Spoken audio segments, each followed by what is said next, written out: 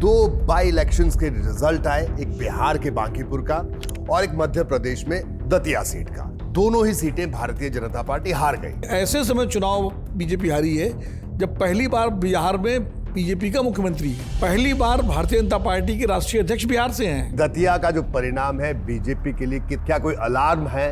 कहा जाता है कि नरोत्तम जी जिस सीट को छोड़ देते हैं या नरोत्तम जी से जो सीट ले ली जाती है उस सीट पर फिर भारतीय जनता पार्टी नहीं जीती।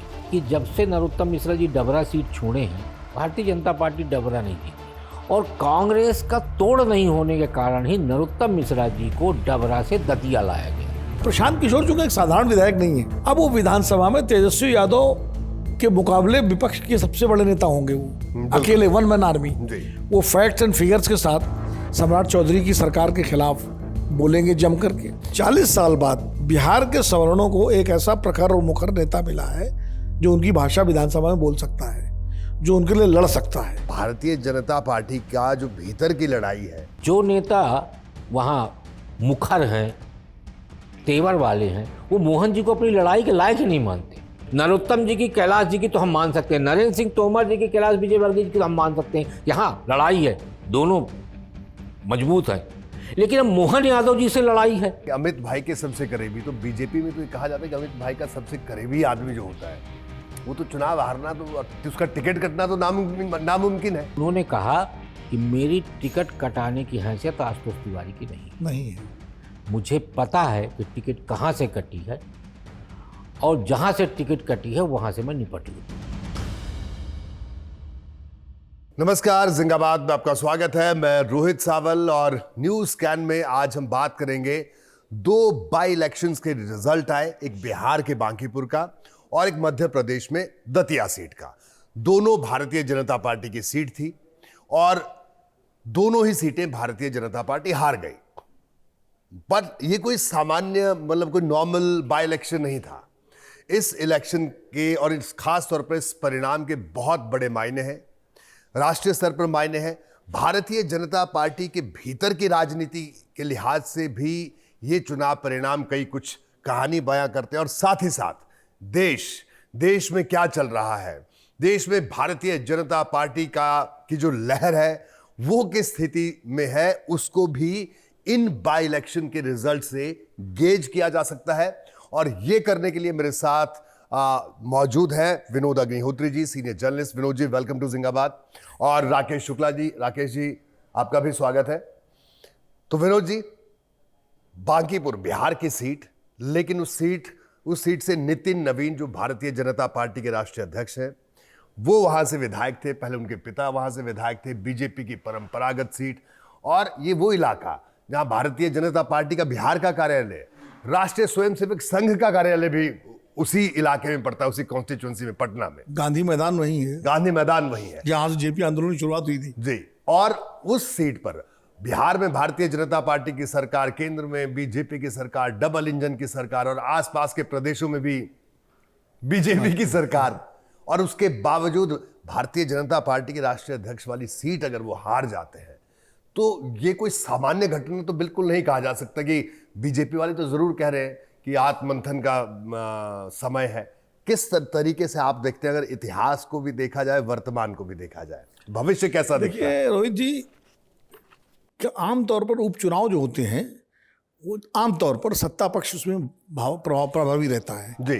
क्योंकि एक तो पब्लिक का मूड ये होता है कि भाई सरकार तो बदलनी नहीं है, तो जो सरकार है उसी को वोट दे दो, तो कम से कम विधायक से काम अपने होते रहेंगे। दूसरा, जो स्थानीय प्रशासन होता है उस पर भी सरकार का दबाव रहता है, तो वो भी उसका भी थोड़ा टिल्ट जो है वो सत्तारूढ़ दल की तरफ होता है। ये सब पर लागू होता है जी। जो भी, इसीलिए आप देखिए आमतौर पर आम चुनाव जब होते हैं, चाहे लोकसभा के हो या विधानसभा के हो, खासकर विधानसभा के चुनाव में तो खास करके सत्ता पक्ष का उम्मीदवार ज़्यादातर जीतते हैं। लेकिन जब सत्ता पक्ष उपचुनाव हारे, और वो भी ऐसी सीट हारे जो उसकी अपनी गढ़ कहिए, किला कहिए, गुफा कहिए, मांद कहिए हो, जो पिछले 1995 से जिस सीट पर पहले नितिन नवीन जी के पिताजी और फिर नितिन नवीन जी लगातार जीतते रहे हों, शहरी सीट है, सवर्ण बाहुल सीट है, सवर्णों में भी कायस्थ बाहुल सीट है, और सबसे बड़ी बात यह है कि ऐसे समय चुनाव बीजेपी हारी है जब पहली बार बिहार में बीजेपी का मुख्यमंत्री है। ये अपने आप में और बड़ी बात है। पहली बार भारतीय जनता पार्टी के राष्ट्रीय अध्यक्ष बिहार से हैं। जी। इसके पहले जनसंघ के जमाने से लेकर के आज तक बिहार से कोई अध्यक्ष नहीं हुआ, तो पहली बार राष्ट्रीय अध्यक्ष बिहार से, पहली बार बिहार में चीफ मिनिस्टर, पहली बार डबल इंजन की सरकार। जी। और उसके बाद लगभग 19,000 वोटों से ये सीट बीजेपी किससे हारती है? उन प्रशांत किशोर से हारती है जो 1 साल पहले आम चुनाव में जिनकी पार्टी को मात्र 4% वोट और 0 सीट और अनेक सीटों पर जमानत जब्त हुई, और बांकीपुर में भी उनकी पार्टी की हालत बहुत खराब थी, यानी उनका अपना कोई वोट नहीं था। उसके बाद वो जीतते हैं, तो इसके मायने हैं, बिल्कुल इसके मायने हैं। राकेश जी, अगर हम अभी विनोद जी ने जिस तरीके से बताया कि कितनी मतलब बीजेपी के लिए सीट कितनी अहम थी और ये नतीजा कितना अहम, इन्होंने बताया बड़े विस्तार से। वैसे अब ये तो बिहार की बात हुई, एक मध्य प्रदेश की सीट भी आ गया, फिर हम दोनों की चर्चा और डिटेल में करेंगे। मध्य प्रदेश को आप किस तरीके से परिभाषित करते हैं, दतिया सीट को, कि दतिया का जो परिणाम है बीजेपी के लिए कितनी, क्या कोई अलार्म है, संकेत है, चेतावनी है, क्या है? देखिए, जो दतिया विधानसभा सीट है वो है ग्वालियर चंबल क्षेत्र में, और ग्वालियर चंबल क्षेत्र जो है 2018 में ही अलार्म बजा चुका है, जो आप अलार्म की बात कर रहे थे। और वो अलार्म तब बजा था जब मुख्यमंत्री थे शिवराज सिंह चौहान जी, और शिवराज सिंह चौहान जी ने वहाँ एक वक्तव्य दिया था, और मुद्दा था आरक्षण का। और उन्होंने कहा था किसी माई के लाल में हिम्मत नहीं कि आरक्षण खत्म कर दे, मध्य प्रदेश के आरक्षण की बात। उसके बाद 18 का विधानसभा चुनाव, कई ऐसी सीटें थीं जहां शिवराज सिंह चौहान जी को चुनाव के समय सभा करना मुश्किल हो गया था, और उसका कारण यही था कि पूरा यूथ जो है एक साथ होकर उनका विरोध कर रहा था। जी। और उस यूथ में सिर्फ सवर्ण की हम 4 जातियां ही नहीं थी, उसमें ओबीसी के लोग भी थे। मतलब सबसे मज़ेदार बात यह है कि ओबीसी के लोग भी थे जो इस बात का विरोध कर रहे थे कि आपको ये नहीं कहना चाहिए। 18 का परिणाम सबके सामने आया, भारतीय जनता पार्टी को हार का सामना करना पड़ा। दतिया का चुनाव अभी हुआ, अभी नतीजा आया। ठीक इसके 1 साल पहले ग्वालियर चंबल संभाग की एक और सीट थी विजयपुर जी, जहां उपचुनाव हुआ, और वो उपचुनाव भी भारतीय जनता पार्टी हार गई। तो आप सोचिए कि ये जो पूरा सेक्टर है, जो किसी टाइम पे राजमाता सिंधिया का गढ़ माना जाता था, राष्ट्रीय स्वयंसेवक संघ, जनसंघ और भारतीय जनता पार्टी, इन तीनों संगठनों में महत्वपूर्ण योगदान देने वाले कुशाभाऊ ठाकरे जी का इलाका, जहां उन्होंने एक एक बीज बोया जिसकी फसल आज भारतीय जनता पार्टी काट रही है।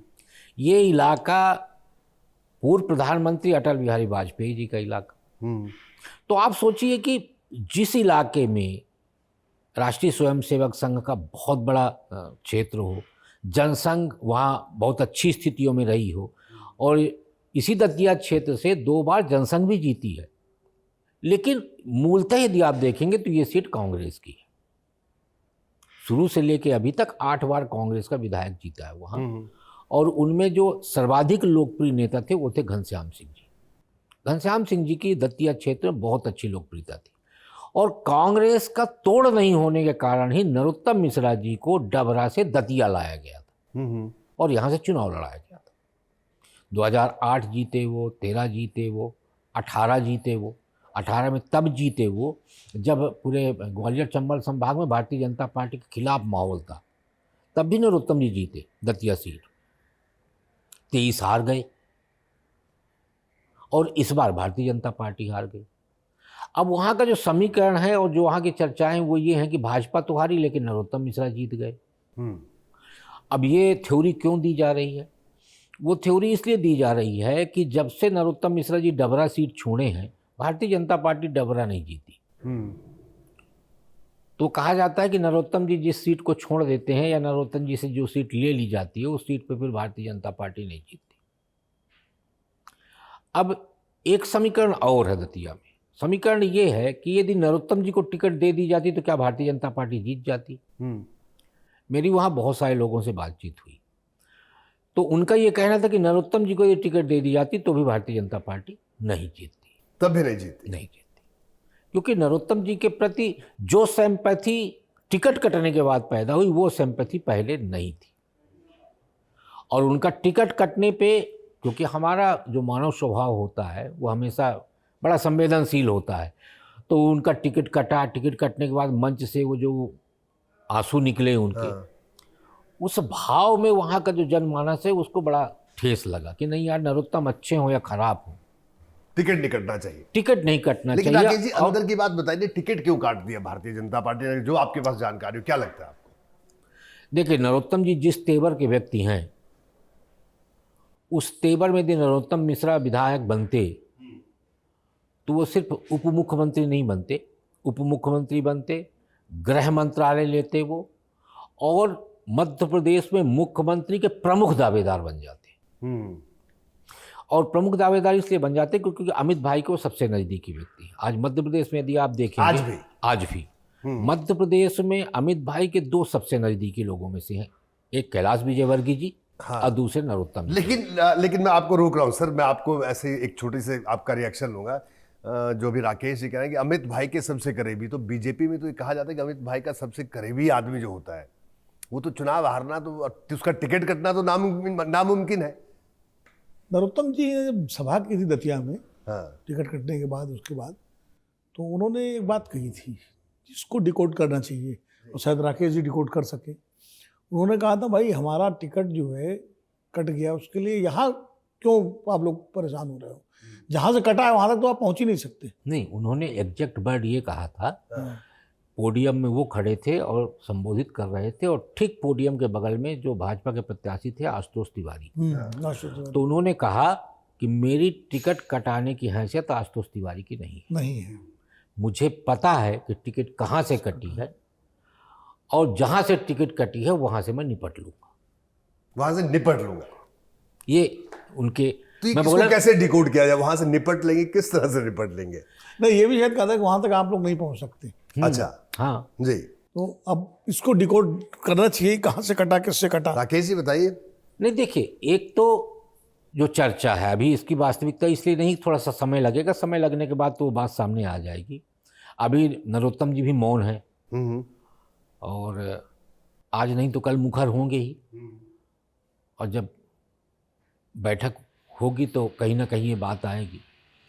माना ये जा रहा है कि इसमें बड़ी भूमिका मुख्यमंत्री जी की, उनके चुनाव जो टिकट कटने में, टिकट कटने। जैसा कि अभी विनोद जी ने कहा कि भाई बांकीपुर की सीट तो नितिन नवीन जी को छोड़ दी गई थी कि आप कैंडिडेट तय करिए, पूरा समीकरण आप बनाइए, तो उसी तरह से दतिया सीट भी उनको छोड़ दी गई थी मोहन यादव जी को कि आप लड़वाइए, कि आप देखिए और आप लड़वाइए।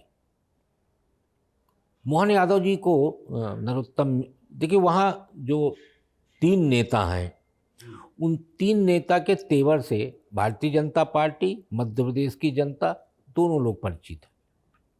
नरोत्तम मिश्रा, प्रहलाद पटेल और कैलाश विजयवर्गीय, जिनको आप कह सकते हो निडर नेता। लेकिन अभी तो वो सब हाशिए पर है। हाँ, हाशिए पर हैं, लेकिन जैसे ही समय आता है वैसे बल्लम लेके खड़े हो जाते हैं। और राजेंद्र शुक्ला जी उस नेचर तेवर के नहीं हैं। राजेंद्र शुक्ला जी उस तेवर के नहीं जिस तेवर की हैं। ये तीनों को मैं निर्भीक इसलिए कहता हूँ कि ये कैबिनेट में भी कहने से नहीं चूकते, सभा में भी कहने से नहीं चूकते, और पार्टी फोरम की बैठक में भी कहने से नहीं चूकते। लेकिन राकेश जी, अब ये क्या ऐसे बीजेपी के अंदर की पॉलिटिक्स है, क्या है? अभी तो मौजूदा स्थिति में तो तीनों चूक चुके हैं। एक टिकट पाने से चूक गया, बाकी दो की स्थिति क्या आप जानते हैं बेहतर। असल में एक मुख्यमंत्री बनने में चूक गए। हाँ बिल्कुल, दोनों।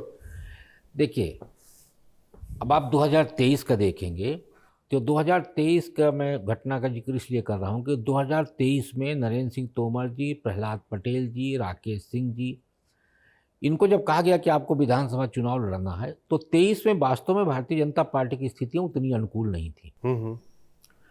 तो अनुकूलता लाने के लिए इन तीनों लोगों को कहा गया कि अब आप लोकसभा से त्यागपत्र दीजिए और विधानसभा चुनाव लड़ना है। उसके पीछे रणनीति भारतीय जनता पार्टी की ये थी कि क्योंकि शिवराज सिंह चौहान के चेहरे को लंबे समय से जनता देख रही है, तो उसको ये लगेगा कि 23 में जीत के शिवराज सिंह चौहान पुनः मुख्यमंत्री बनेंगे, इसलिए हम मुख्यमंत्री के समकक्ष वाले चेहरा यदि उतार देंगे तो इनके कार्यकर्ता, इनके मतदाता, इनके अपने समर्थक और अन्य मतदाता जो भारतीय जनता पार्टी में विश्वास करते हैं, उनको ये लगेगा कि इस बार मुख्यमंत्री का चेहरा बदल जाएगा।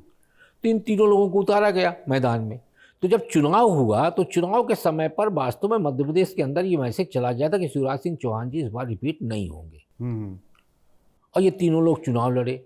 चुनाव लड़ने के बाद जब चुनाव नतीजा आया तो यही मतलब मन में सबके विश्वास था। हर नेता का समर्थक ये मान के चल रहा था कि मेरा नेता ही चीफ मिनिस्टर बनेगा, चाहे वो नरेंद्र सिंह तोमर जी का हो, चाहे प्रहलाद पटेल जी का हो, चाहे कैलाश विजयवर्गीय जी का हो।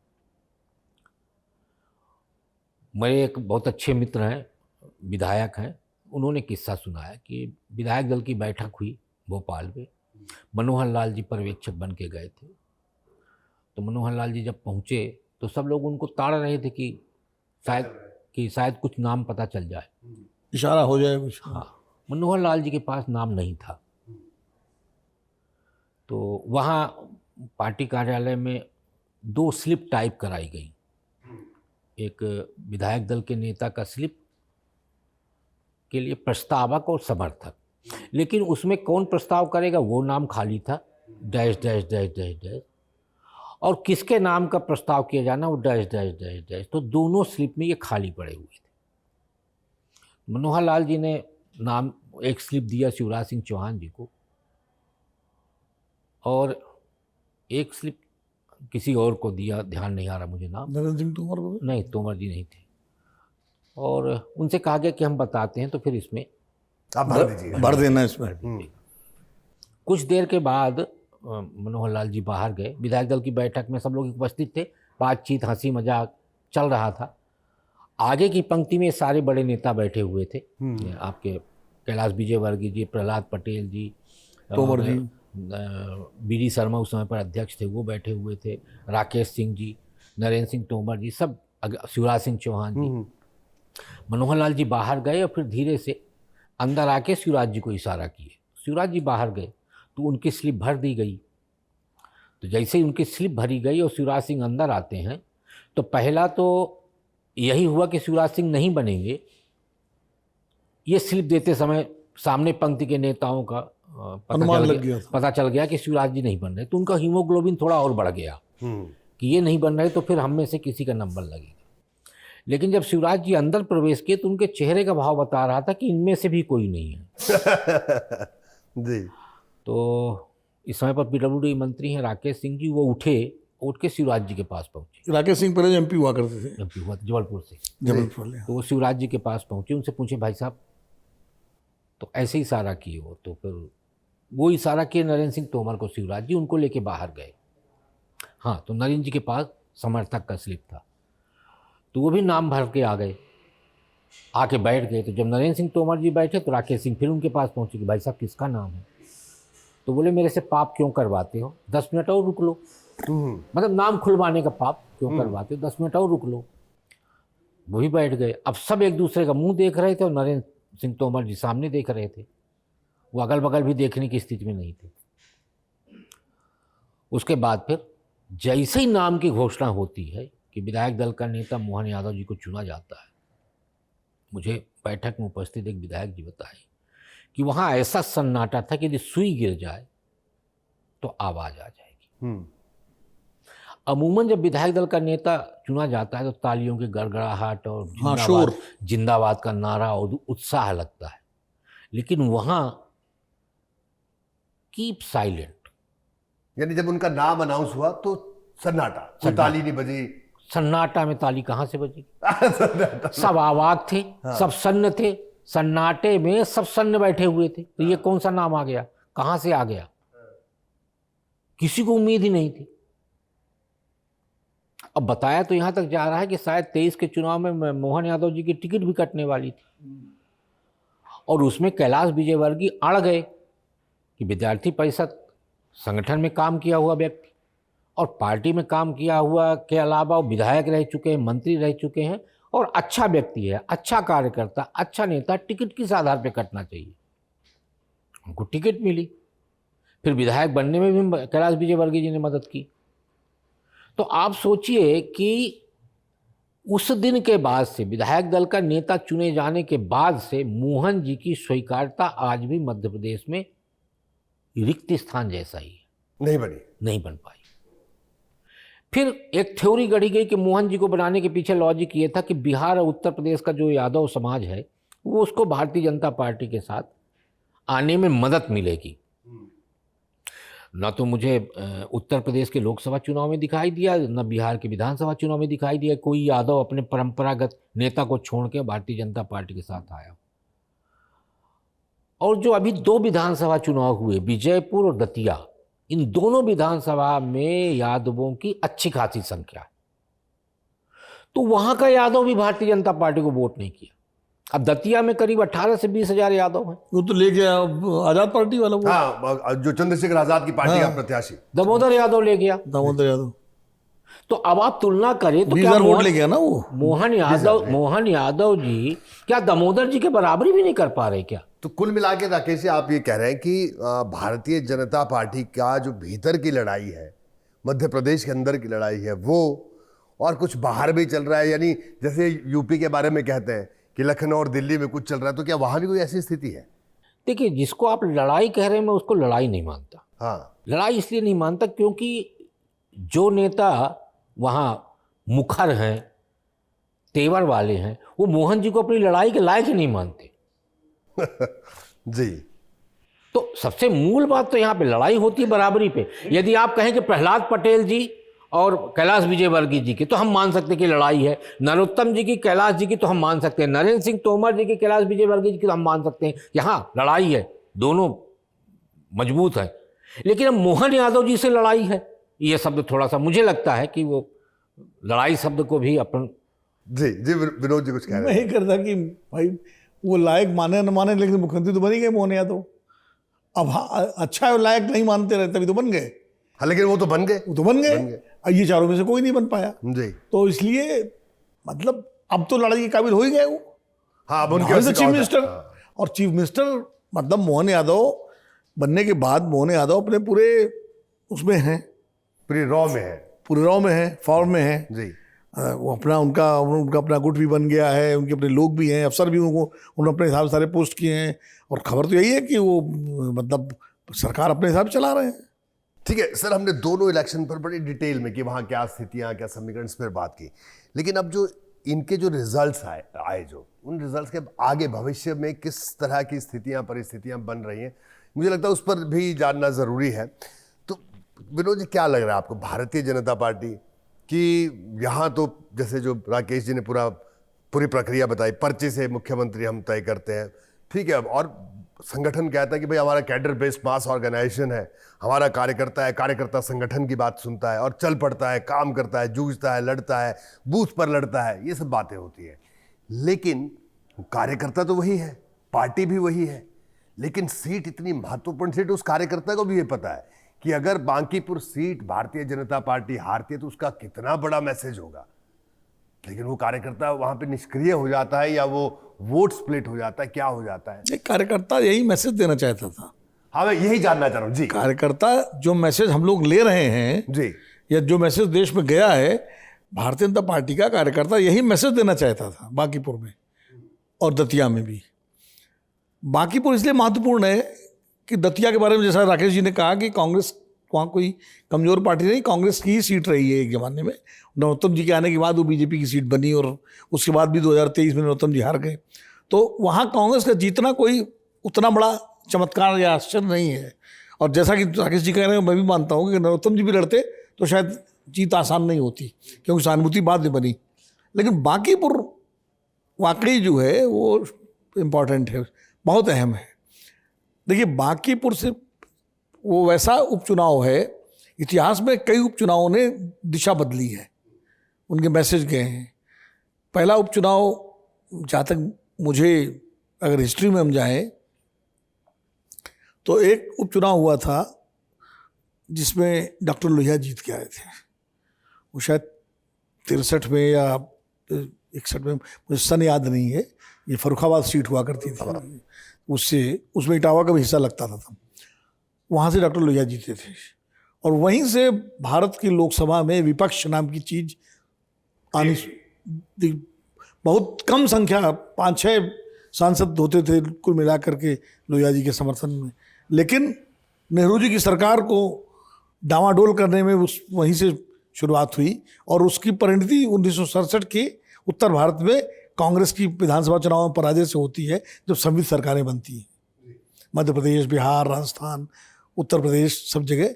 तो संयुक्त सरकारें जो गैर कांग्रेसी सरकारें बनी, उसकी जड़ कहीं ना कहीं उस उपचुनाव में थी, उस उपचुनाव में कांग्रेस की हार से थी। एक फर्रुखाबाद का एक चुनाव, फर्रुखाबाद का उत्तर प्रदेश लोकसभा का बाई इलेक्शन था जी। फिर 67 में संयुक्त सरकार बनती है और उसके बाद संयुक्त सरकार के मुख्यमंत्री संगठन कांग्रेस में थे TN सिंह, तो वन्नारायण सिंह मुख्यमंत्री बाई इलेक्शन अपना हार जाते हैं। मतलब पहली बार कोई मुख्यमंत्री अपनी सीट मुख्यमंत्री रहते हुए बाई इलेक्शन में हार जाता है, वो TN सिंह हारे। और उसके बाद फिर जब चुनाव होता है लोकसभा का, तो वो आगे का तो कांग्रेस फिर स्वीप करती है और संयुक्त सरकार विपक्ष का झटका वहाँ शुरू होता है। फिर 74 का एक चुनाव होता है जबलपुर का उपचुनाव, जिसमें निर्दलीय शरद यादव पूरे अपोजिशन को यूनाइटेड कैंडिडेट बनते हैं। उसमें जनसंघ भी सपोर्ट करता है उनको, सोशलिस्ट भी सपोर्ट करते हैं। हालांकि शरद जी सोशलिस्ट थे, SYS से थे, लेकिन वो लड़ते निर्दलीय हैं। और सेठ गोविंदास के पोते रवि मोहन जी को हरा करके, पंडित जी को तो पता होगा, इनके पड़ोस का मामला है, वो जीतते हैं। वो बाई इलेक्शन जो है दिशा बदलता है। उसी बुनियाद पर इंदिरा गांधी के खिलाफ आंदोलन होता है, उसी से हौसला बढ़ता है और उसके बाद 77 की जनता पार्टी बनती है। फिर एक चुनाव होता है इलाहाबाद उपचुनाव लोकसभा का, जिस अमिताभ बच्चन के इस्तीफे से, जिसमें विश्वनाथ प्रताप सिंह जी कैंडिडेट होते हैं, ज्वाइंट कैंडिडेट, और उसमें वो अनिल शास्त्री को हराते हैं और वहाँ से राजीव गांधी की सरकार की पतन की शुरुआत होती है। तो इस तरह बाई इलेक्शन जो है वो काफ़ी महत्वपूर्ण होते हैं और उनसे जो संदेश निकलता है बड़ा गंभीर होता है। मैं ये नहीं कह रहा हूँ कि भारतीय जनता पार्टी की पतन की कोई शुरुआत हो गई हो, लेकिन मैं उसको ये खाली मैंने एक फैक्ट्स के रूप में, हाँ बिल्कुल। और सर दूसरी बात बांकीपुर का चुनाव इसलिए मुझे, क्योंकि अब क्या होगा जो बिहार में, जो मुझे लग रहा है, जो मैं देख भविष्य की, तो मैंने इतिहास बता दिया, भविष्य का मैं बता रहा हूँ जो मुझे लगता है एक एनालिसिस के रूप में। पता नहीं, हो सकता है कुछ और हो जाए, बीजेपी फिर अपना रिवाइव कर ले, सब संभाल ले, लेकिन प्रशांत किशोर चूंकि एक साधारण विधायक नहीं है, बिल्कुल, प्रशांत किशोर को मिल गया संजीवनी, बिल्कुल, जो वो हारे थे, उनकी पार्टी हारी थी, उसका सबसे बड़ा कारण ये था कि वो विधानसभा का चुनाव नहीं लड़े। अगर जितनी तैयारी उन्होंने की थी, अगर और जितनी मेहनत की थी 2-2.5 साल बिहार में, उस हिसाब से अगर उस समय चुनाव लड़ते बिहार विधानसभा का, तो नतीजे कुछ और होते, उनके पक्ष में काफ़ी सीटें और वोट होता। वो गलती उन्होंने सुधारी बांकीपुर में लड़ने की हिम्मत करके, बांकीपुर जीत गए। अब वो विधानसभा में तेजस्वी यादव के मुकाबले विपक्ष के सबसे बड़े नेता होंगे, वो अकेले, वन मैन आर्मी। वो फैक्ट्स एंड फिगर्स के साथ सम्राट चौधरी की सरकार के खिलाफ बोलेंगे जम करके, अपोजिशन सरकार को कटघरे में खड़ा करेंगे, सवालों के घेरे में खड़ा करेंगे, और साथ ही साथ अपनी जनसुराज पार्टी को पूरे बिहार में वो विस्तारित करेंगे और खुद घूमेंगे जी। 40 साल बाद लगभग बिहार के सवर्णों को एक ऐसा प्रखर और मुखर नेता मिला है जो उनकी भाषा विधानसभा में बोल सकता है, जो उनके लिए लड़ सकता है। तो वो भी पोलराइजेशन उनके पक्ष में अगर हुआ, अगर लगा रहा हूँ, अगर ये करने में सफल हुए, क्योंकि वहाँ के सवर्ण पिछले 40 साल से देख रहा है वो एनडीए के साथ है, बीजेपी के साथ, बिल्कुल, लेकिन चीफ मिनिस्टर तो बैकवर्ड बन रहा है। नीतीश कुमार को तो एक्सेप्ट कर लिया था उसने, क्योंकि नीतीश कुमार पढ़े लिखे थे, सॉफ्ट थे, एक विजनरी थे, उन्होंने बिहार बहुत काम किया, तो वो एक्सेप्टेबल था लालू के खिलाफ, लालू राज के खिलाफ नीतीश कुमार। लेकिन नीतीश कुमार का विकल्प सम्राट चौधरी कैसे हो सकते हैं?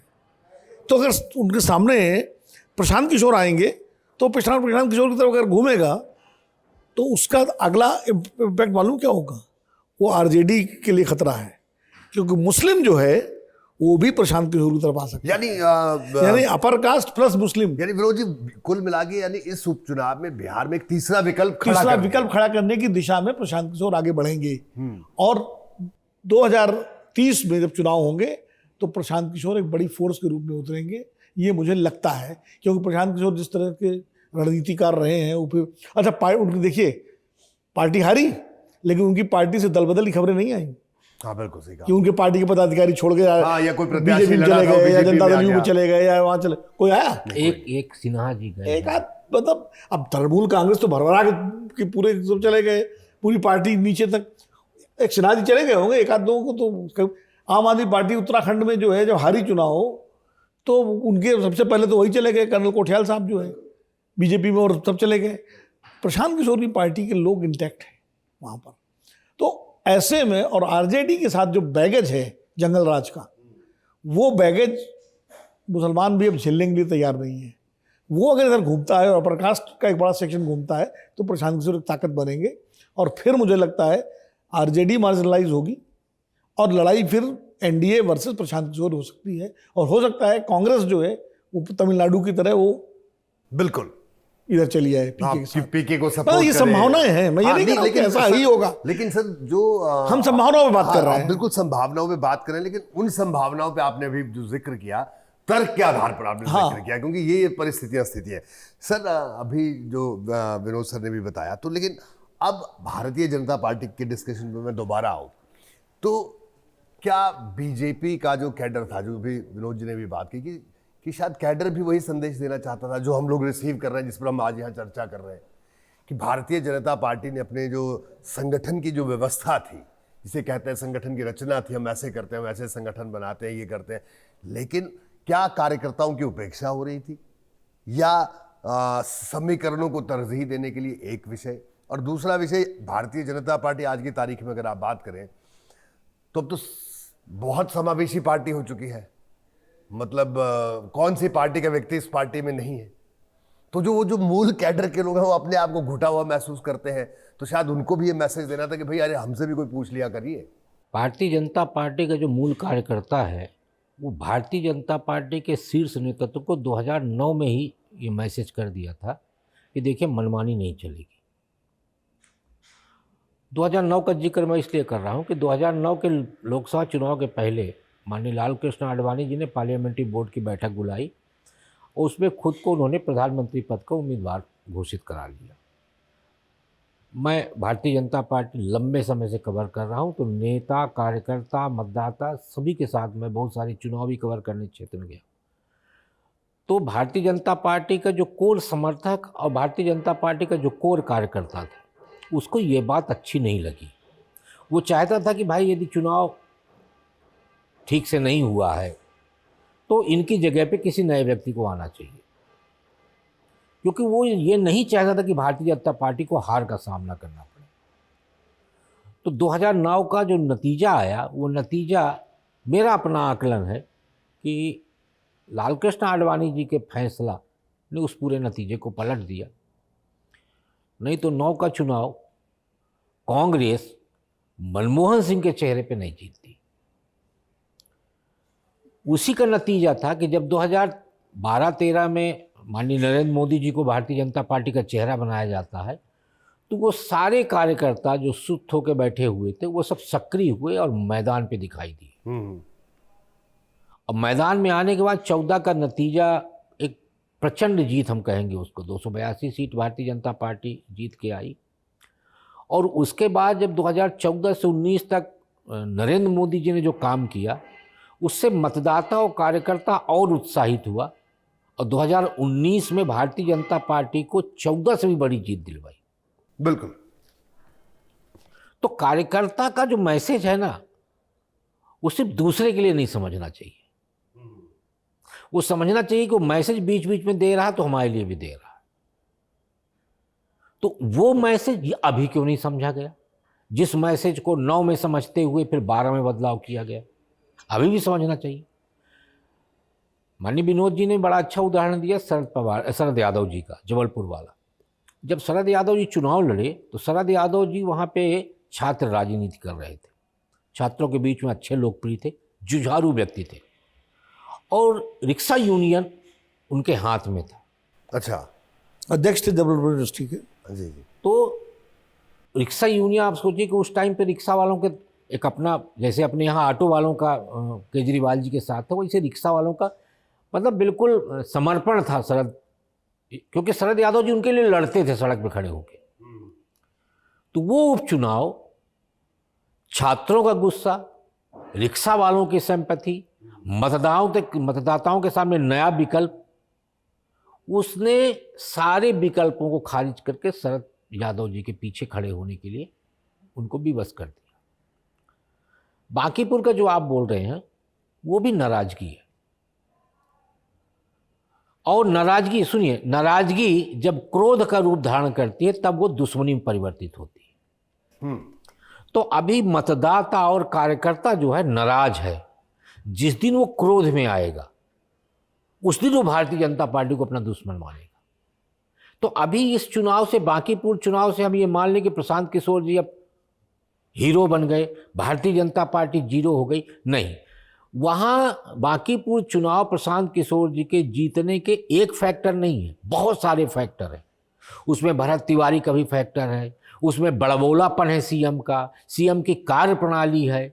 एक जो अपेक्षा होती है कि भारतीय जनता पार्टी का सीएम बन जाएगा तो हो सकता है कि हमें नीतीश कुमार जी से भी बेहतर रिजल्ट देने वाला हो, लेकिन क्योंकि सम्राट चौधरी जी का पहले से ही परफॉर्मेंस उनको पता है वहाँ के लोगों को, और उनको सीएम बनाने की जो हठधर्मिता भारतीय जनता पार्टी ने की, तो वो नाराजगी और बढ़ी। और नाराजगी इसलिए बढ़ी कि चुनाव के बाद नीतीश कुमार जी को बदला गया। नीतीश कुमार जी को यदि चुनाव के पहले बदला गया होता तो आप सोचिए कि आज रिजल्ट क्या होता। बिल्कुल। तो आज वो नाराजगी जो है, उनको मौका मिला बांकीपुर में, तो उन्होंने बांकीपुर से ये बताया कि हम सारे फैसलों से खुश नहीं, किसी एक फैसले से नहीं, सारे फैसलों से। सर एक बात और मैं विनोद जी आपसे पूछूंगा कि जब ये बांकीपुर का इलेक्शन हुआ सर, राकेश सर और विनोद सर, तो उससे पहले सीजेपी जंतर मंतर वाला ये परिस्थितियां होती सीजेपी का, और प्रशांत किशोर ने जो इलेक्शन कैंपेन अपना किया, छोटी छोटी सभाएं, छात्रों के बीच में गए, एडवोकेट्स के बीच में गए, इस तरह से, और वो बार बार ये बात भी करते रहे, आम स्टूडेंट्स की बात करते रहे, इस तरह की बातें करते रहे। क्या आपको लगता है कि जो जंतर मंतर का जो आक्रोश था वो भी बांकीपुर में लोगों ने दिखाया होगा? जैसा शुक्ला जी कह रहे हैं, मैं बिल्कुल सहमत हूँ कि कई फैक्टर मिल गए। इतनी बड़ी जीत जो प्रशांत किशोर को मिली, वो उसमें कई फैक्टर मिल गए। पहला फैक्टर तो भारतीय जनता पार्टी के कोर वोट का अपने नेतृत्व के तमाम फैसलों से नाराज होना, जिसमें सम्राट चौधरी को सीएम बनाना, नीतीश कुमार को हटाना, बड़बोलापन सम्राट चौधरी का, भरत तिवारी एनकाउंटर, ये सब चीज़ें आई।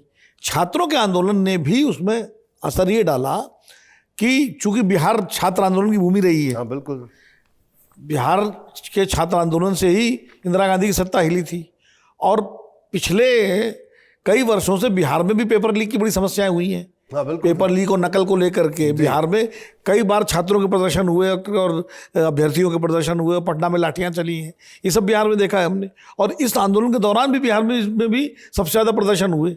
नहीं, 25 जुलाई को जिस जगह पे खदेड़ा गया युवाओं को, वो बांकीपुर में ही है, बांकीपुर में है। और छात्र और जो सिवान सीएम में हाउस तक पहुंचे वो भी बांकीपुर में ही है। वो सारा सेंटर बांकीपुर है। तो बांकीपुर की तो मतदाताओं ने देखा कि बच्चों को कैसे दौड़ाया गया, और AK-47 सिवान में जो सिवान में उठी निकली जी, तो ये सब चीज़ों का भी असर पड़ा है। तो कुल मिला के प्रशांत किशोर की जीत में भाजपा के कार्यकर्ताओं का या वोट बैंक का असंतोष, और उसी में एक ये भी है कि उनको सवर्ण होना प्रशांत किशोर का, तो लेकिन प्रशांत किशोर को आरजेडी का वोट भी मिला है। सर एक और बात ये महत्वपूर्ण है। हाँ, आरजेडी के उम्मीदवार रेखा गुप्ता को 2023-25 में करीब 47,000 वोट मिला था, इस बार उनको 14,000 वोट मिला सेम कैंडिडेट को। तो आरजेडी का वोट भी प्रशांत किशोर का शिफ्ट हुआ और बीजेपी का भी शिफ्ट हुआ, तभी तो मतलब प्रशांत किशोर का अपना वोट तो वहाँ था ही नहीं जी। सर एक बात जो भी आपने बात कही, सवर्ण की आपने बात की, सवर्णों की, अभी कल की बात है, मेरी मुलाकात हुई, हमारे मित्र हैं बिहार से ही हैं, सीनियर जर्नलिस्ट हैं, तो उनका वो मुझे कल बता रहे थे कि बिहार में तमाम मंत्रियों की ड्यूटी लगी है कि वो ज़िले ज़िले में जाएंगे और सवर्णों की समस्याओं को सुनेंगे। अफसर तैनात किए जा रहे हैं, अफसर तैनात, नोडल अफसर जो खाली सवर्णों की बात सुनेंगे। खाली सवर्ण, ये नया तरीका कि आप सोचिए समस्या भी सुनी जाएगी, जैसे पहले समस्या सुनने के लिए अलग व्यक्ति, जैसे इंदिरा गांधी के जमाने में कुछ अफसर तैनात किए जाते थे कि वो SC/ST की समस्या सुनेंगे। अच्छा, उस जमाने में कुछ नोडल अफसरों की जिनकी जिम्मेदारी होती थी, वो उस समय हरिजन शब्द कहा जाता था, दलित शब्द बाद में आया जी। कि SC/ST की समस्याओं को एड्रेस करेंगे। अब वो वहाँ सवर्णों की समस्या सुनने के लिए आपके शरीर में एक जगह घाव हो गया है, तो घाव बढ़ता जा रहा, तो अब आप उसके उपचार करने के लिए जो ज़्यादा मशक्क़त करनी चाहिए वो करने की बजाय आप पूरे शरीर का चेकअप करा रहे कि और कहीं घाव ना होने पाए। लेकिन वो घाव तो अंदर ही अंदर सड़न पैदा करेगा ना जी। तो भारतीय जनता पार्टी सवर्णों की समस्या हल कैसे करेगी जब तक भरत तिवारी के लिए SIT जो गठित हुई है वो SIT अभी तक काम नहीं कर रही है। एक जो अविश्वास आया है उस अविश्वास को मिटाने के लिए आप क्या पहल कर रहे हैं? पहला देखिए, भारतीय जनता पार्टी की सबसे बड़ी USP है विश्वास, और जहां जहां विश्वास डगमगाया है, मतदाता हो, कार्यकर्ता हो या समर्थक हो, कैडर हो, वहाँ वहाँ भारतीय जनता पार्टी को नुकसान हुआ है। सबसे मूल बात यह है कि बिहार में जो विश्वास डगमगाया है उस विश्वास को स्थिर करने के लिए भारतीय जनता पार्टी क्या प्रयास कर रही, सबसे मूल बात यह है। आप सब जगह लगा दीजिए कि उनका ले लीजिए, नाली खराब है, ये खराब है, थाने में रिपोर्ट नहीं हो रही, वो एक समस्या का समाधान, वो निदान मैं नहीं मानता हूँ। समाधान और निदान ये दोनों में रोहित भाई अंतर है। आज की डेट में भारतीय जनता पार्टी को निदान करने की जरूरत है, ना कि समाधान की। मतलब पैबंद लगाने से काम नहीं चलेगा। बिल्कुल इनका करेंगे वो सही भी है, बस है कि पैबंद आपने कहा भाई चलो अब सारा नाली खड़ंजा समस्या सुन लो। मूल समस्या क्या है? मूल समस्या ये है कि जो हिस्सेदारी और भागीदारी चाहिए प्रशासन में, नहीं मत दीजिए ना, आप अपमानित तो मत करिए भाई। लालू प्रसाद यादव की जब सरकार बनी वहाँ बिहार में, जी, कांग्रेस हारी तो सवर्णों का वर्चस्व टूटा, सवर्णों ने बीजेपी का दामन थामा, जी, नीतीश कुमार को बीजेपी ने आगे किया, तो नीतीश कुमार के कार्यकाल में अपमान नहीं हुआ उनका। जी, जब तक नीतीश कुमार मुख्यमंत्री रहे तो सवर्णों का अपमान नहीं हुआ। ठीक है, मुख्यमंत्री ओबीसी के थे नीतीश कुमार, उनके एजेंडे में ओबीसी की तमाम सारी योजनाएं भी रही हैं, MBC, OBC, पसमानदा मुस्लिम सब कुछ, लेकिन सवर्णों का अपमान नहीं हुआ। वो उनके लिए संतोष की बात थी कि सुरक्षा मिल गई, सम्मान बना रहा और प्रदेश का विकास हो रहा है। अब जब नीतीश कुमार के सम्राट चौधरी आए तो उसकी कमी हो गई, जो महसूस करते हैं बिहार के लोग खासकर। उनको तो बीजेपी से उम्मीद थी कि अगर नीतीश कुमार को हटाएगी बीजेपी तो अपना कोई नेता ऐसा लाएगी जो नीतीश कुमार से भी ज़्यादा बेहतर हो। वो कोई भी हो सकता है उनके पास, बिल्कुल बिल्कुल सर। हाँ, लेकिन अब ले आए उन सम्राट चौधरी को जो अभी जुम्मा कब पार्टी में आए थे, और उसके बाद प्रदेश अध्यक्ष पहले बने, उसके बाद डिप्टी चीफ मिनिस्टर बने, उसके बाद चीफ मिनिस्टर बन गए। पर इनके पिताजी का आज शकुनी चौधरी इनका इतिहास विकास आप देखिए। नहीं, इतिहास विकास के अलावा ये वही शकुनी चौधरी हैं जो यूट्यूब पे आप ढूंढेंगे तो उनका स्टेटमेंट है कि नरेंद्र मोदी जी के लिए उन्होंने कितना अपशब्द कहा। देखिए, वहां का कैडर ये भी तो देख रहा है कि आप किसको उनके सिर पे बिठा रहे हो। उस व्यक्ति को बिठा रहे हो जिसको कार्यकर्ता मानता है, समर्पित है और अपना प्राण अर्पण करने को तैयार है। उस व्यक्ति को पे टिप्पणी करने वाले व्यक्ति के बेटे को आप चीफ मिनिस्टर बना रहे हैं।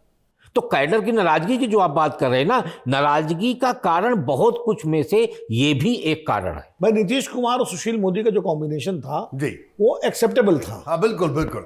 हाँ, सुशील मोदी बीजेपी के कैडर की भावना को रिप्रेजेंट करते थे, पुराने लीडर थे, और नीतीश कुमार कदम ताल दोनों करते थे। तो उसमें बीजेपी और जेडीयू का कॉम्बिनेशन एक मजबूत कॉम्बिनेशन बन गया, बिल्कुल, और वो चलता रहा। अब वो नीतीश कुमार को हटाने और सम्राट चौधरी के लाने से वो टूट गया। आज जनता दल यू का भी कोई ऐसा नेता वहाँ बिहार में नहीं है जो जैसे नीतीश कुमार थे कि जो संजय जहाँ हैं कहने के लिए तो जहाँ हैं, लेकिन क्या वो बिहार के सवर्णों को एड्रेस कर सकते हैं? नेचुरली सर, बिल्कुल। न सवर्णों को, ना ओबीसी तो कर ही नहीं सकते, सवर्णों को भी नहीं कर सकते। तो सर, हमने बड़ी डिटेल में इस खबर को स्कैन किया कि क्या मायने हैं इनके, और इस डिस्कशन के आखिर में अभी हम लोग की हफ्ते में कोई एक ऐसा बयान जो बड़ा चर्चित बयान रहा हो या कुछ अनोखा बयान रहा हो, उस पर भी, क्योंकि आप लोगों ने इतने वर्षों से आपने इतने लोगों के, इतने नेताओं के बयान आपने सुने हैं कि उनको किस तरह से कोड करता है। एक बयान इस हफ्ते काफी चर्चा में है, ये है माननीय सांसद हैं कंगना रनौत, उनका एक बयान है।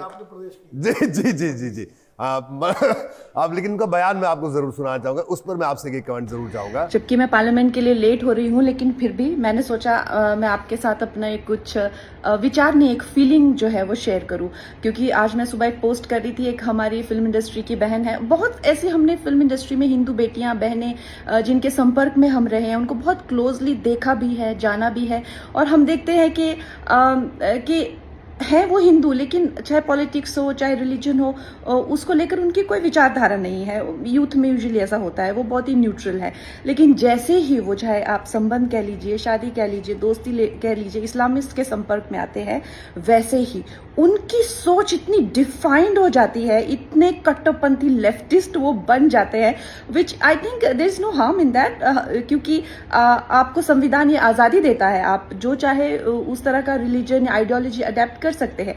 लेकिन जो प्रॉब्लम की बात है, लेकिन जब हिंदू बेटियों की बात आती है, क्योंकि आज मैं अपने आप को डिफेंड नहीं करूंगी, मैं नहीं कहूंगी कि जी मैंने आइटम नंबर्स के खिलाफ या पे पैरिटी के खिलाफ या कभी बड़ी बड़ी फिल्मों में काम नहीं किया, हीरोज के खिलाफ मैंने जो है वो बहिष्कार किया, मैंने नेपोटिज्म के खिलाफ लड़ाई लिया, आप मुझे ऐसा कैसे कह सकते हैं। हाँ, मैं एक मॉडरेट हिंदू थी। आज अगर मैंने खुद को डिफेंड कर लिया तो इतनी न जाने कितनी बेटियां जो ये जिसे कहते हैं कि लीप नहीं ले पाएंगी। हाँ, मैं मॉडरेट हिंदू थी। आज इसी वक्त मुझे जो है जो मुझे तंज किया जाता है, तुम कब से संघी बन गई, मुझे संघी बनना है। मुझे जो है बीजेपी आरएसएस की आइडियोलॉजी, जिसे एक अवेकन्ड हिंदू, मुझे बनना है, मुझे कन्वर्ट होना है। मैं क्यों नहीं कन्वर्ट हो सकती? तो ये जो दोगलापन है समाज का, जब हिंदू बेटियों की बात आती है, तो जो समाज के ठेकेदार है वो एक अग्नि परीक्षा के लिए हमारे 10 साल पुराने, तुम तो पार्टी करती थी, तुम तो ये करती थी, ठीक है मैं सब कुछ करती थी, लेकिन आज मुझे भी कन्वर्ट होना है और मुझे जो है एक डिफाइंड और एक अवेकन्ड हिंदू बनना है। तो मेरे लिए वो रास्ता क्यों बंद है? तो ये जो है ये एक दोगली सोच और दोगले विचार नहीं चलेंगे। और बाकी आप लोग मुझे बताइएगा मेरी और कैसे विचार फाइन हो सकते हैं। और आई जस्ट फील दैट हमारी बेटियों को भी वो आज़ादी होनी चाहिए। अगर उनको कन्वर्ट होना है डिफाइंड और डिसिप्लिन्ड हिंदू में, व्हाई नॉट? तो सर ये बयान काफी चर्चा में था, मैं आपसे कमेंट लूंगा। बेसिकली ये सोनाक्षी सिन्हा पर शायद वो तंज कस रही थी, लेकिन नाम बिना लिए। हाँ, बिना नाम लिए। लेकिन इस बयान में एक जो बड़ी बड़ी बात थी, उन्होंने ये कहा कि मैं एक मॉडरेट हिंदू थी और अब वो संघी बनना, वो कन्वर्ट होना चाहती हैं, अब संघी बनना चाहती हैं और कन्वर्ट होना चाहती हैं और अवेकन्ड हिंदू बनना चाहती हैं, कट्टर हिंदू बनना चाहती हैं। तो सर मॉडरेट हिंदू और कट्टर संघी और कट्टर हिंदू बनना, ये मतलब थोड़ा सा अब थोड़ा प्रकाश डालेंगे इस पर जरा? देखिए, मुझे लगता है शब्दों का जब चयन है ना, फिल्म की अभिनेत्री हैं, तो शायद वो सामंजस्य नहीं बिठा पाई। वास्तविकता ये है कि तो आप डिफेंड कर रहे हैं आप कंगना रनौत को? नहीं, डिफेंड करने की बात नहीं। देखिए, मैं आगे आता हूँ। वैचारिक समीपता और कन्वर्जन, ये दोनों बिल्कुल विपरीत चीजें हैं, ठीक है ना? वही तो वैचारिक समीपता की, जैसे रोहित जी के विचार से हम अपने आप को समीप पाते हैं और हमें लगता है कि नहीं, इनके विचार बहुत अच्छे हैं और हमें उसको स्वीकार करना चाहिए, हमको अपना के उसके रास्ते पे आगे बढ़ना चाहिए। और कन्वर्जन जो है, वैचारिक समीपता और कन्वर्जन, मैं इसलिए बोल रहा हूँ, कन्वर्जन जो है बिल्कुल निगेटिव शब्द है और समीपता बिल्कुल पॉजिटिव शब्द है। तो शायद उन्होंने क्या किया, पॉजिटिव और निगेटिव का भेद नहीं रखते हुए अब वो मॉडर्न हिंदू से अब कट्टर हिंदू बनना चाहती है। हिंदू कट्टर कभी नहीं रहा। आप इतिहास उठा के देखिए, मॉडरेट हिंदू सर, मॉडरेट, ठीक है, मॉडरेट नहीं, हिंदू कभी भी कट्टर नहीं था। मैं आपको एक छोटा सा उदाहरण दूं कि जावेद अख्तर इंटरव्यू ले रहे थे अटल बिहारी वाजपेयी के, वो शब्द आज भी मुझको याद है कि उन्होंने कहा कि भारत में अल्पसंख्यक इसलिए सुरक्षित है क्योंकि यहाँ हिंदू बहुसंख्यक है। इस बात में इतनी गहराई है कि यदि हिंदू कट्टर होता तो क्या अल्पसंख्यक सुरक्षित होते भारत में? सही बात। तो इसलिए मैं बोल रहा हूं कि जो उनका भाव और शब्द दोनों का सामंजस्य नहीं हो पा रहा। या तो वो ये दिखाने का प्रयास कर रही है कि मैं अब कितनी बड़ी हिंदूवादी हो गई हूं, मैं संघी हो गई हूं। संघ कभी नहीं कहता कि आप कट्टर हो जाइए, संघ की शाखाओं में जाइए, प्रबोधन में जाइए, बौद्धिक में जाइए, संघ कभी नहीं कहता कि आप कट्टर होइए। तो सर यही तो मैं बता रहा हूं आपको, वैचारिक खाई को देखिए आप। जो सरसंघ चालक हैं वो कहते हैं कि हर मस्जिद के नीचे मंदिर मत ढूंढिए। वो कहते हैं कि भाई LGBTQ समाज का ही हिस्सा है।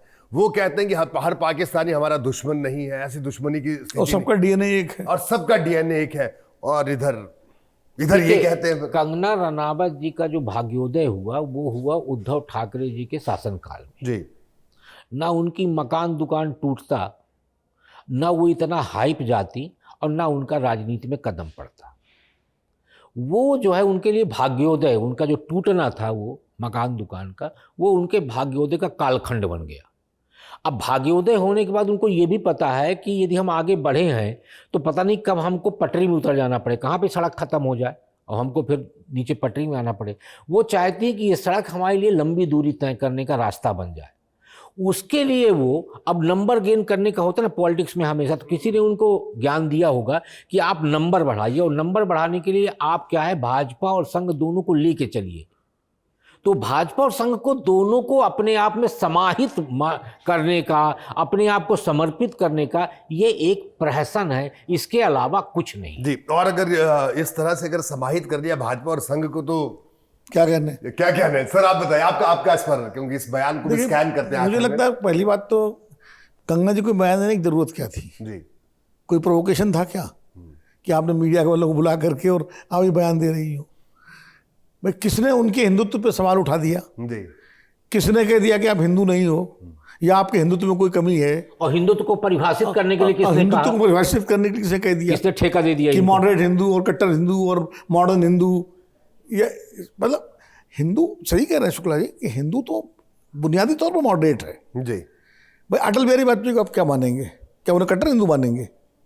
अटल जी तो बीजेपी के बिल्कुल और संघ से निकले हुए थे, शीर्ष पुरुष शीर्ष पुरुष हैं, बिल्कुल। तो उनको क्या मानेंगे आप छोड़ दिए जवाहरलाल नेहरू और बाकियों की, मैं तो अटल जी की बात कर रहा हूँ। तो और इवन आज मौजूदा बीजेपी में आप देखो राजनाथ सिंह वगैरह तमाम सारे लोग हैं। अब मोहन भागवत जी के बयान आपने बताए, तो एक तो कंगना जी को सफाई देने की क्या जरूरत थी? मुझे लगता है कि कहीं ना कहीं कंगना जी अपने को पार्टी के अंदर उसकी राजनीति में थोड़ा अपने को कहीं वो कुछ हाशिए पे पा रही हैं। उनको लगता था जैसे जब उनकी राजनीति का उदय हुआ, पहले तो उनका कैसे हुआ, बयानबाजी से ही उनकी उद्धव ठाकरे से लड़ाई हुई, बिल्कुल। और उसके बाद वो आदित्य ठाकरे को लेकर जो उन्होंने तमाम बयानबाजी की, फिर वो, और उसके बाद उनका बॉम्बे वाला प्रकरण हुआ और फिर उनकी सिक्योरिटी बढ़ी और उनको टिकट मिला। उनको लग रहा था कि जी स्मृति ईरानी जी के जाने के बाद जो भाजपा सरकार में वैक्यूम क्रिएट किया है वो उसको भर देंगी, उनको मंत्रिमंडल मिल जाएगा, कुछ कैबिनेट मंत्री बन जाए, जैसे स्मृति जी बन गई थी भाई, शिक्षा मंत्री बनी, उसके बाद और कई मंत्रालयों में रही, उनका प्रोफाइल बन गया था। कपड़ा मंत्री सुषमा जी के बाद स्मृति जी के बाद अब कंगना जी, बट कंगना जी को मिला नहीं अभी तक। 3 साल हो जाएंगे अब इस बाद सरकार, तो उनको कहीं ना कहीं इसका एक वो भी है, पीड़ा भी है कि भाई इसीलिए वो कुछ ना कुछ बोलती रहती हैं।